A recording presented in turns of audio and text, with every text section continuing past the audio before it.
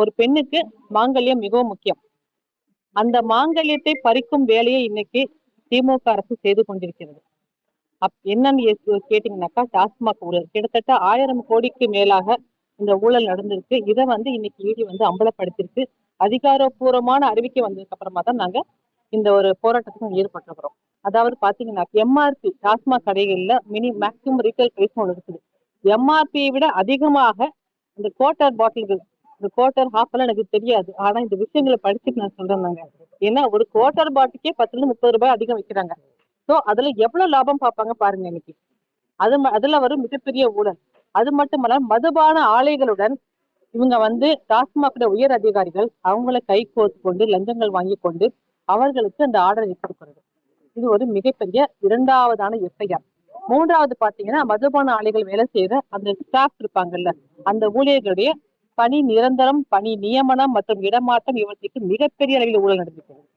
இந்த 3 எஃப்ஐஆர்களை பேஸ் பண்ணி இன்னைக்கு இந்த கேஸை ஈடு எடுத்து அதை 5 நாட்கள் விசாரணைக்கு பிறகு இன்னைக்கு அம்பலப்படுத்திருக்காங்க, ரேஸ் பண்ணிருக்காங்க முந்தானத்து.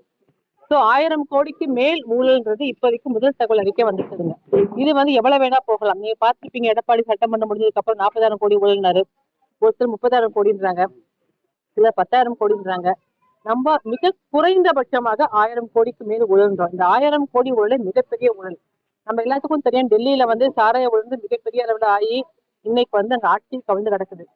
அதே மாதிரி சத்தீஸ்கர் ஊழல், அது கூட பெரிய ஊழல் கிடையாதுங்க. பாட்டில உங்களுக்கு அந்த ஹாலோகிராம் மாத்தி ஸ்டிக்கரை மாத்தி ஒட்டி ஒரு ஊழல் பண்ணிருக்காங்க.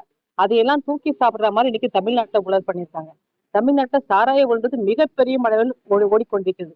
இந்த ஒரு துறையில மட்டும் இன்னைக்கு ஈடி உள்ள வந்ததுனால நம்ம கண்ணுக்கு ஏற்றவரை பல 1000 கோடி ஊழல் இதை ப்ரூவ் பண்ணிருக்காங்க.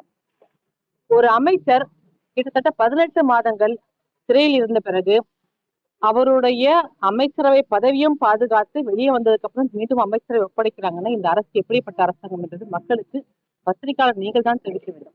ஒரு சாதாரண ஒரு கவர்மெண்ட் சர்வெண்ட்டுங்க, அவர் மதுரைன்னு நினைக்கிறேன், ஒரு டாக்டர் 2000 ரூபாய் லஞ்சம் வாங்கினதுக்காக வேண்டி பல வருஷங்களுக்கு முன்பு அவர் சிறைக்கு அனுப்பப்பட்டு திருப்பி சிறை காலம் முடிவதற்குள்ளே அவர் இறந்து விட்டதனால் அவருடைய மனைவி இந்த 2000 ரூபாய் ஊழல் வாங்கிய அந்த லஞ்ச பணத்துல அவர் அனுபவிச்சிருக்காருன்னு சொல்லிட்டு மதுரை உயர்நீதிமன்றம் சில வருடங்களுக்கு முன்பு அவருக்கு தண்டனை கொடுத்து அவருடைய மனைவியும் தண்டனை அனுபவித்தார்கள். அப்பேற்பட்ட விதிகளை பார்க்கும் அரசாங்கம் கோர்ட்டு இன்னைக்கு இவரை எப்படி உட்வச்சிருக்காங்கன்னு தெரியலைங்க.